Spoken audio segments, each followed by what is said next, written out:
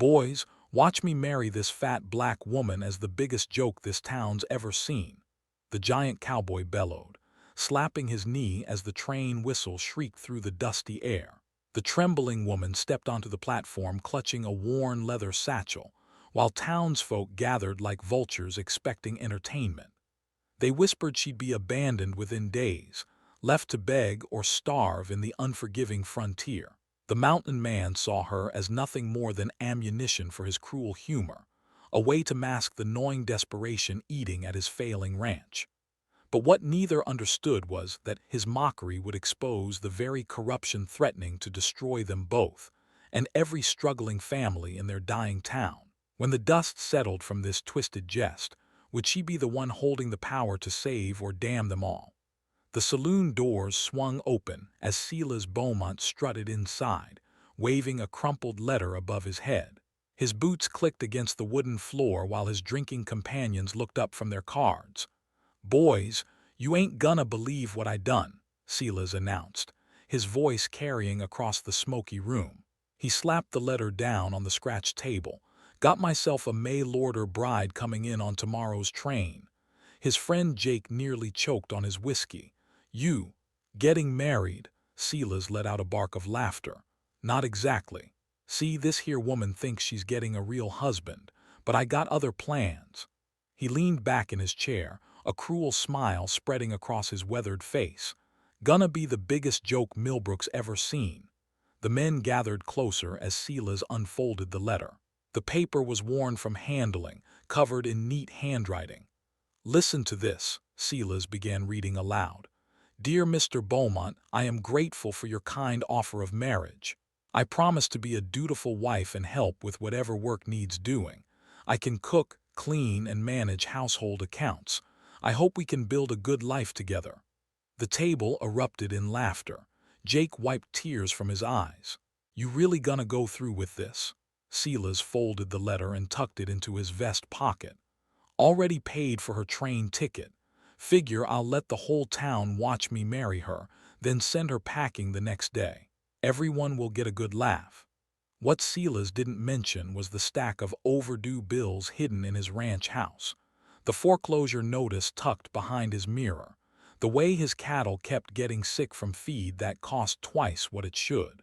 His cruel joke was masking a desperation that gnawed at him every sleepless night. The next morning, half the town gathered at the train station.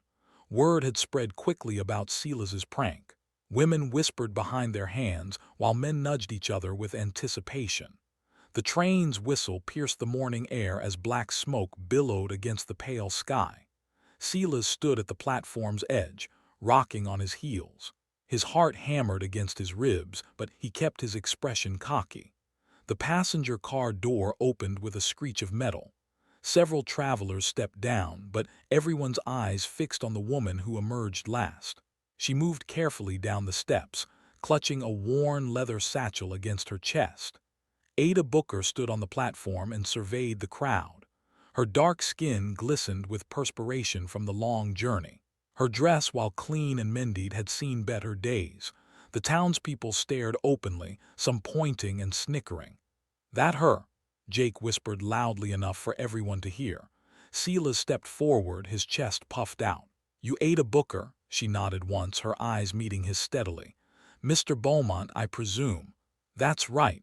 Hope you're ready for a wedding because we're doing this thing right now." He gestured toward the courthouse steps where a preacher waited. "Got the whole town here to witness it." Ada's gaze swept across the gathered faces. She saw the cruel anticipation in their expressions, the way they looked at her like she was something pitiful, but her voice remained calm when she spoke. "I'm ready if you are." Her response caught Silas off guard. He'd expected tears or protests. Instead, she walked toward the courthouse with her back straight and her chin raised. The ceremony was a mockery from start to finish. Silas made exaggerated faces at his friends while the preacher spoke. The crowd tittered and whispered throughout, but Ada stood quietly, her hands folded, appearing to listen intently to every word. During the brief ceremony, Ada's eyes wandered to the courthouse windows. She could see inside to where ledgers and papers covered a large desk. Numbers and figures were visible even from her position outside. Her mind automatically began processing what she could observe. The tax records showed inconsistencies, property assessments that didn't match the actual values she could see around town, mathematical errors in the calculations that seemed too convenient to be accidental. "You may kiss the bride," the preacher announced. Silas leaned forward and gave Ada a quick, dismissive peck on the cheek. The crowd burst into applause and laughter. "Congratulations, Mrs. Beaumont," someone called out sarcastically. Silas basked in the attention, but Ada simply adjusted her grip on her leather satchel and waited patiently. After the crowd dispersed, Silas led Ada to his wagon. The ride to his ranch passed in uncomfortable silence. Ada studied the landscape, noting the quality of the soil and the condition of the fences they passed. Everything showed signs of neglect and poor management. The ranch house sat in a small valley, surrounded by empty corrals and overgrown fields. Paint peeled from the siding, and several shutters hung crooked on their hinges. "Home sweet home," Silas announced with bitter sarcasm. "Don't get too comfortable. You won't be staying long." He showed Ada to a small room with a narrow bed and washstand. Papers covered every surface of the main room. Bills, receipts, and account books formed precarious stacks on chairs and tables. Ada set down her satchel and began examining the chaos. Her trained eye quickly identified the disorganization that plagued Silas's finances. Duplicate charges for the same services, inflated prices that made no economic sense, interest rates that violated standard banking practices. "What you doing with my papers?" Silas demanded. Ada looked up from a particularly suspicious feed bill. "Just trying to understand your situation, Mr. Beaumont." "Ain't no situation to understand. Just mind your own business." But Ada had already seen enough to recognize a pattern. Someone was systematically cheating Silas Beaumont out of his ranch. And if her suspicions were correct, he wasn't the only victim in Millbrook. 3 days into their arrangement, the foreclosure notice arrived. Silas found it nailed to his front door when he returned from checking his sick cattle. The paper fluttered in the morning breeze like a white flag of surrender. His hands shook as he read the legal text. 30 days to pay his outstanding debts or lose everything. The ranch that had been in his family for 2 generations would belong to the bank. Ada watched from the kitchen window as Silas crumpled the notice and threw it into the dirt. His shoulders sagged with defeat. For the first time since she'd arrived, his cruel swagger vanished completely. That evening, Jake and 2 other friends visited the ranch. They huddled around Silas's kitchen table, voices low but urgent. "You got to cut your losses," Jake insisted. "Pack up what you can carry and head west. Start fresh somewhere new." "What about my debts?" "Let the bank sort that out. You stick around here, you'll end up in debtor's prison." Ada remained in her small room, but the thin walls carried every word. They were discussing abandoning her along with the ranch, leaving her stranded in a hostile town with no money and no prospects. "Course, you'll have to leave your wife behind," Jake continued with a snicker. "Can't have dead weight slowing you down." The men laughed, but Silas remained quiet. Ada heard his chair scrape against the floor as he stood and walked to the window. After his friends left, Silas sat alone in his kitchen, staring at the stack of bills. Ada emerged from her room carrying an armload of his scattered papers. "What are you doing with those?" She spread the documents across the table in organized piles. "Looking for answers." "Ain't no answers in there except that I'm broke." Ada pulled out a small notebook from her leather satchel, pages filled with neat calculations and columns of numbers. She'd been working on this analysis for 3 days straight. "Mr. Beaumont, when did you start buying feed from Morrison's Supply?" Silas frowned. "About 2 years ago." "Why, before that, who was your supplier?" "Had a contract with Jensen's outfit up north, but Morrison offered better prices." Ada opened her notebook and pointed to a series of calculations. "According to these invoices, Morrison has been charging you double the market rate for inferior feed. Jensen's prices were actually lower." Silas leaned forward to examine her work. The numbers were laid out in perfect columns, with comparisons to market rates from 3 different regions. That can't be right. Ada turned to another page. Your cattle sales to the railroad. You've been accepting prices 30% below standard rates. The contracts show you could have negotiated much higher. She flipped through more pages, each one revealing another discrepancy. Overcharges for veterinary services, inflated costs for equipment repairs, interest rates on loans that exceeded legal limits. How do you know all this? Ada returned to her room and retrieved her leather satchel. Inside, beneath her few personal belongings, lay 3 well-worn textbooks: mathematics, accounting principles, and business law. I taught myself, she said simply. Spent 5 years studying every night after work. Used these books until the pages started falling out.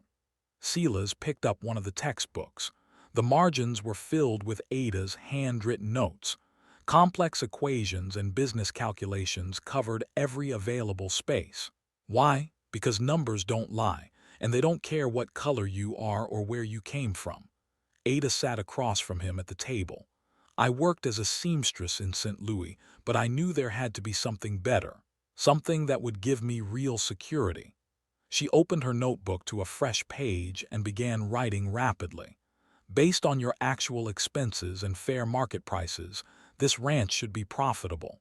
Very profitable. The calculations flowed from her pen like water. She factored in seasonal variations, market fluctuations, and optimal cattle rotation schedules. Within 20 minutes, she'd created a comprehensive business plan. If you renegotiate your feed contract and find honest buyers for your cattle, you could clear your debts within 6 months. Silas stared at the projections. The numbers painted a picture of hope he hadn't dared imagine in years. But who's gonna deal with a woman, especially one who looks like you? Ada met his gaze directly. They'll deal with your wife, Mrs. Beaumont, who happens to understand their business better than they do. The next morning, Ada accompanied Silas to town. She wore her best dress and carried a small valise containing copies of all her calculations. Their first stop was Morrison's Supply. The proprietor, a thick-set man named Morrison, barely glanced at Ada when they entered. Silas, good to see you. Need more feed already. Actually, we need to discuss your pricing, Ada said quietly. Morrison's eyes flicked to her dismissively.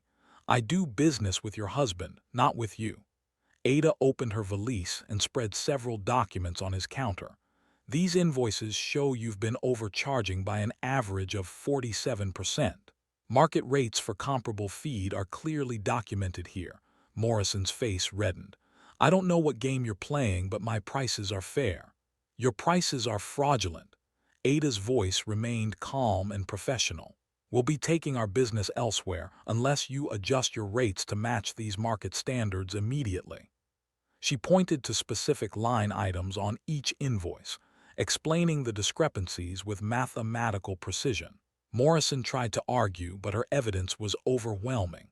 Within an hour, they'd negotiated a new contract that would save Silas hundreds of dollars monthly. Word spread quickly through Millbrook. The joke bride had somehow backed down Morrison in his own store. Other struggling ranchers began approaching Ada quietly, asking if she might look at their accounts too. For the first time since arriving in town, Ada felt the weight of possibility instead of humiliation.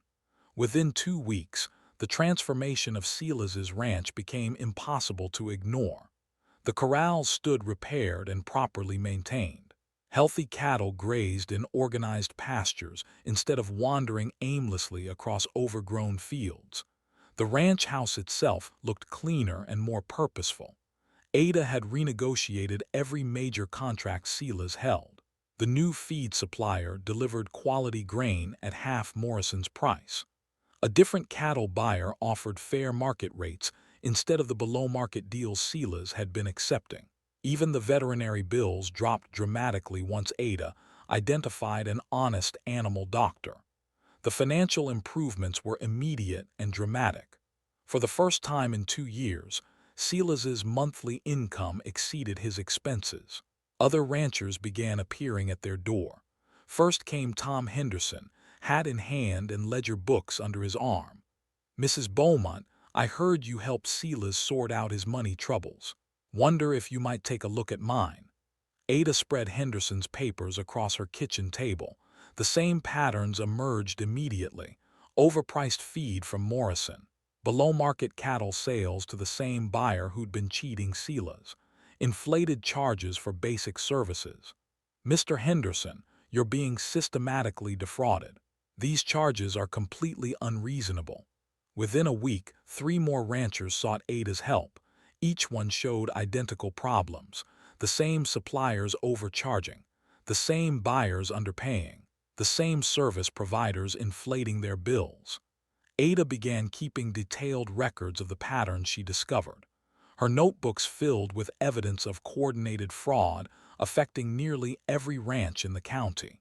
Meanwhile, her relationship with Silas evolved in unexpected ways. He started asking her opinion before making any business decisions. They worked together planning cattle rotations and evaluating potential investments. Their conversations shifted from hostile to collaborative. One evening, they sat on the front porch reviewing the ranch's improved finances. "I owe you an apology," Silas said quietly. "What I did at that train station was cruel and wrong." Ada looked up from her calculations. "Why did you do it?" "Because I was scared. Felt like everything was falling apart and I needed someone to blame besides myself." She nodded but didn't respond immediately. The silence stretched comfortably between them. "I used to think respect was something you took from people," Silas continued. "Never occurred to me it was something you earned." The next day brought an unexpected visitor. Ezra Whitlock, the town's most prominent banker, rode up to their ranch in an expensive carriage. His tailored suit and gold watch chain marked him as Millbrook's wealthiest resident. "Mrs. Beaumont, I've been hearing interesting stories about your work." Ada invited him inside but remained cautious. Something about Whitlock's smile felt calculated and false. "I understand you've been helping local ranchers with their financial difficulties." "Just reviewing their accounts for accuracy." Whitlock's eyes narrowed slightly. "Of course. But perhaps you don't fully understand how business works in our community. We have established relationships, traditional ways of doing things." Traditional doesn't mean correct. Sometimes it's better not to ask too many questions, especially for someone in your particular position. The threat was subtle but unmistakable. Ada felt a chill run down her spine, but she kept her voice steady. "Mr. Whitlock, are you suggesting I should ignore mathematical errors in people's accounts?" "I'm suggesting you might want to focus on domestic matters instead of business affairs." After Whitlock left, Ada couldn't shake her uneasiness. She pulled out all her notebooks and spread them across the table. The patterns she'd been documenting suddenly took on new significance. Every fraudulent supplier had accounts at Whitlock's bank. Every dishonest cattle buyer used Whitlock's lending services. Every inflated service provider maintained their business relationship through Whitlock's financial network. Ada began cross-referencing dates and transactions. A clearer picture emerged with each calculation. The overcharging had started systematically 2 years ago, the same time frame when several ranchers had begun struggling with their mortgages. She pulled out county records she'd copied from the courthouse. Property ownership had been changing hands at an unusual rate. Struggling ranchers were losing their land to foreclosure, and all the foreclosures were being processed through Whitlock's bank. The foreclosed properties were then being sold to a holding company at below-market prices. Ada traced the holding company's ownership through multiple layers of legal documents. Every trail led back to Ezra Whitlock. When Silas returned from town that evening, Ada showed him her discoveries. "He's been orchestrating the whole thing, creating financial pressure on ranchers, then swooping in to buy their land cheap when they can't pay their debts." Silas studied her documentation. The evidence was overwhelming and methodical. "How many families has he ruined?" Ada flipped through her calculations. "At least 12 ranches have been foreclosed in the past 2 years, all following the same pattern." "What's he want with all that land?" Ada pulled out a map she'd been working on. Red X marks indicated all the foreclosed properties. When connected, they formed a clear pattern. Railroad expansion. There's been talk of a new line coming through this area. These properties would be worth 10 times their current value if the railroad comes through.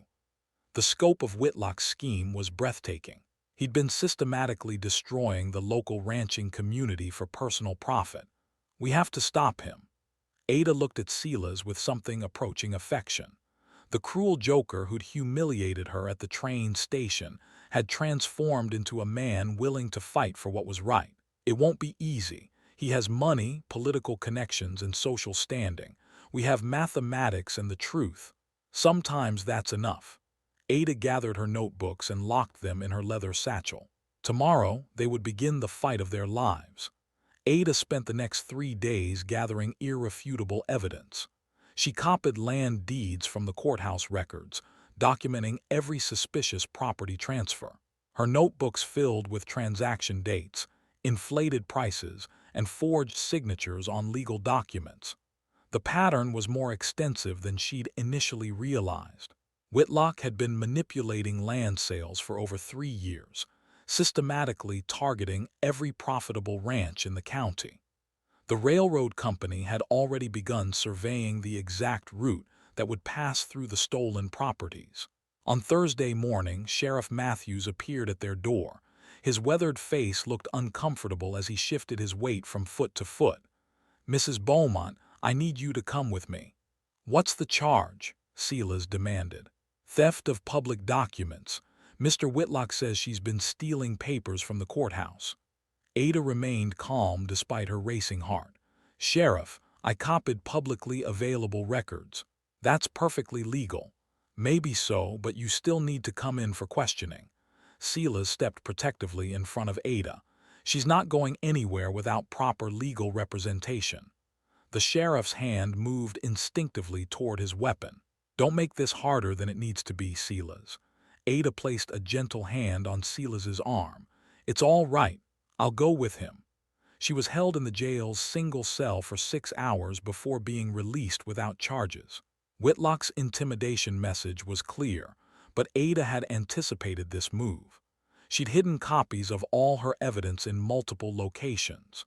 That evening, Tom Henderson and 4 other ranchers gathered at Silas's kitchen table. Ada spread her documentation across the surface, showing them the scope of Whitlock's fraud. "He's stolen from all of you," she explained. "These inflated charges weren't random. They were calculated to drive you into debt." Henderson studied the papers with growing anger. "My family's been on our land for 15 years, nearly lost it last month." "That was the plan," Ada said. "Force you into foreclosure, then buy your property for pennies on the dollar." The other ranchers examined their individual cases. Each one showed identical manipulation tactics: overpriced supplies, below-market sales, and conveniently timed loan complications. "What can we do about it?" asked Mary Sullivan, whose husband had lost their ranch 6 months earlier. "We expose him publicly, make the evidence impossible to ignore." But the ranchers exchanged worried glances. Taking on Whitlock meant challenging the most powerful man in the county. "He'll destroy us," Henderson said quietly. "He controls the bank, the sheriff, half the town council." "He's already destroying you," Ada replied. "At least this way you fight back." Over the following days, Whitlock increased his pressure campaign. Ada's credit was mysteriously canceled at every store in town. The hotel refused to serve meals to any ranchers who'd been seen talking to her. Anonymous threats appeared nailed to fence posts around their ranch. But Ada continued building her case. She discovered that Whitlock had been forging railroad company documents, creating fake surveys to justify his land purchases. The actual railroad route wouldn't come through Millbrook for another 5 years, if ever. Silas found her working by candlelight one night, calculating the total value of Whitlock's stolen properties. "You don't have to do this," he said. "We could take what we've saved and start over somewhere else." Ada looked up from her ledger. "Running away won't stop him from destroying other families. It's not your responsibility to save everyone." "Maybe not, but it's my choice." The next morning brought devastating news. Mary Sullivan had been evicted from the boarding house where she'd been staying since losing her ranch. No landlord in town would rent to her after Whitlock spread word that she was associating with Ada. That afternoon, Jake visited Sila's privately while Ada was in town gathering more evidence. "You need to get rid of her," Jake said bluntly. "She's bringing trouble on everyone who gets near her. She's exposing the truth. Truth don't matter when you're dead or broke. Whitlock's got the power to destroy all of us." Silas considered his friend's words. Life had been simpler when he'd focused only on his own problems. Ada's crusade was putting them both at risk. "Maybe you should listen to your friend," Ada said quietly. Neither man had heard her return. She stood in the doorway with her leather satchel, having obviously overheard their conversation. "Ada, I didn't mean." "Yes, you did. And maybe you're right." She set down her satchel and looked directly at both men. "I've caused nothing but trouble since arriving here." "That's not true, isn't it? I've made enemies of powerful people, put you in danger, made life harder for everyone who's tried to help me." Jake seized the opportunity. "See, she understands. Sometimes the smart thing is knowing when to quit." Ada walked to the window and stared out at the ranch that had become her home. The neat corrals and healthy cattle represented everything she and Silas had built together. "I have enough evidence to prove Whitlock's crimes," she said finally. "But presenting it publicly means standing up in front of the whole town.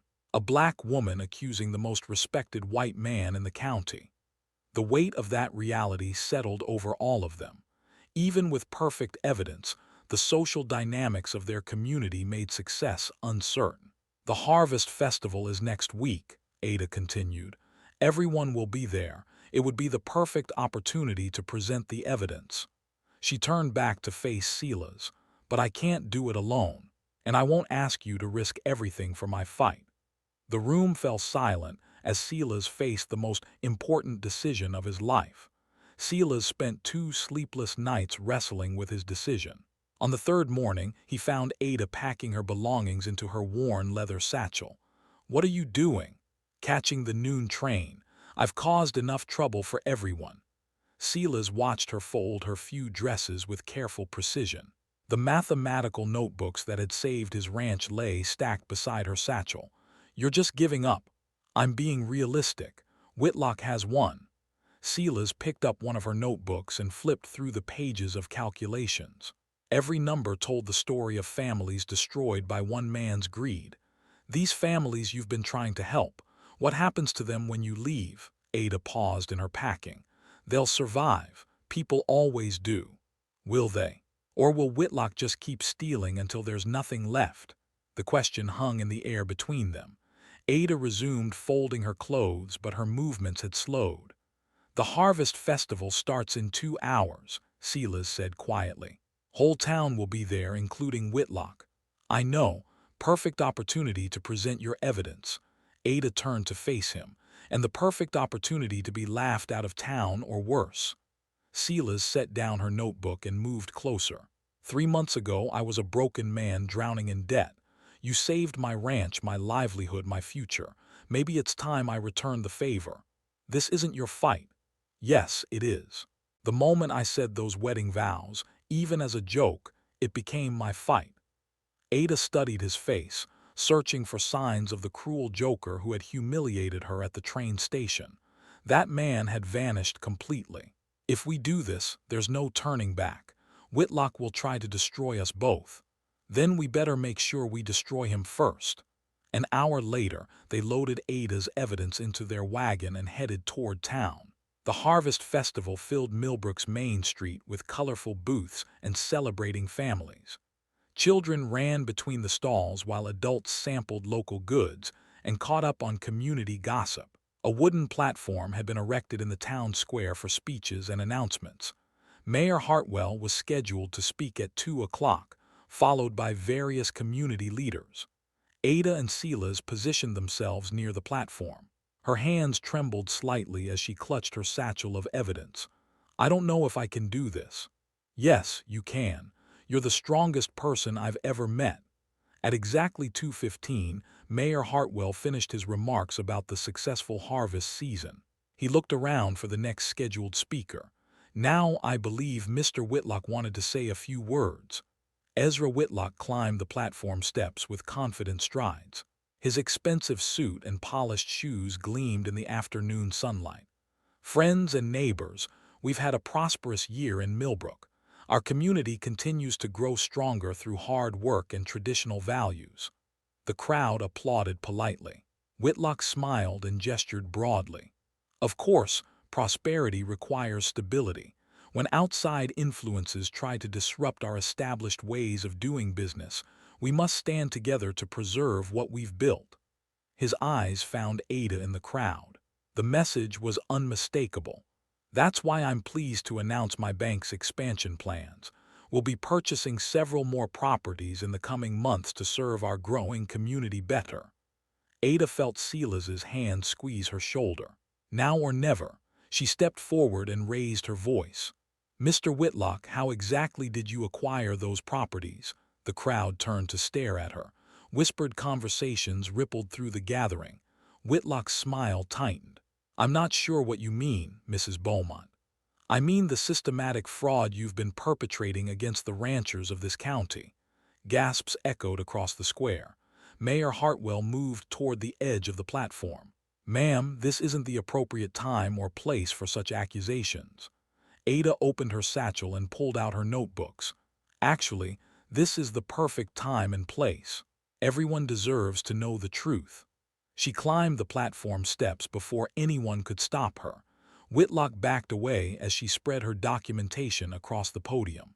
For the past 3 years, Mr. Whitlock has been orchestrating a scheme to steal ranch properties throughout this county. He's been overcharging ranchers for supplies, arranging below-market sales for their cattle, and manipulating loan terms to force foreclosures.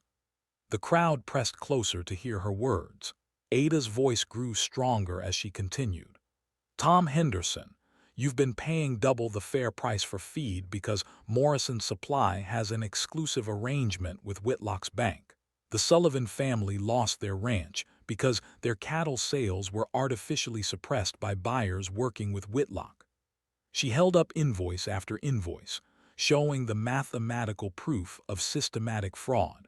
Every foreclosed property in this county has been purchased by a holding company owned by Mr. Whitlock. He's been destroying families to steal their land for railroad speculation. Whitlock stepped forward, his face red with anger. This woman is mentally unstable. She's a troublemaker who's been spreading lies about respectable businesses. Then explain these documents, Ada replied calmly.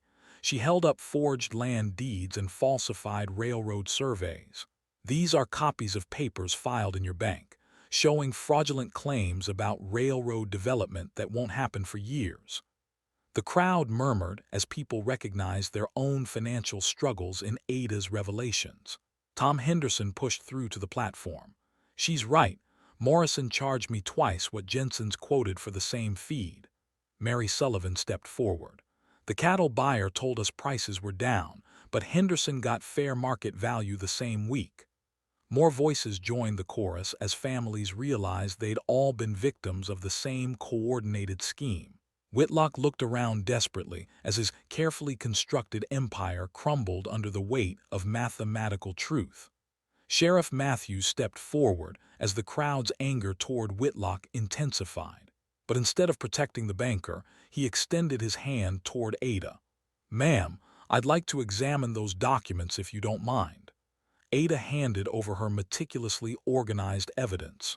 The sheriff studied the forged deeds and fraudulent contracts while the crowd watched in tense silence. These railroad surveys are dated 6 months ago, but the railroad company told me just last week they haven't finalized any routes through our county. Whitlock's face had gone pale. Sheriff, you can't seriously be listening to the ravings of this woman. I'm listening to evidence, Ezra, and what I'm seeing here looks like mail fraud, forgery, and conspiracy. 2 men in dark suits pushed through the crowd toward the platform. Ada recognized them immediately from wanted posters in the courthouse. Federal marshals. "We've been investigating reports of fraudulent land sales in this area," the taller marshal announced. "These documents provide the missing pieces we needed." The marshals had been tracking the railroad speculation scheme across 3 counties. Ada's mathematical evidence connected Whitlock to similar frauds in neighboring towns. Within minutes, Whitlock found himself in handcuffs. His protests and demands for legal representation fell on deaf ears as the marshals led him away. The crowd erupted in a mixture of celebration and outrage. Families who had lost their homes began demanding immediate restitution.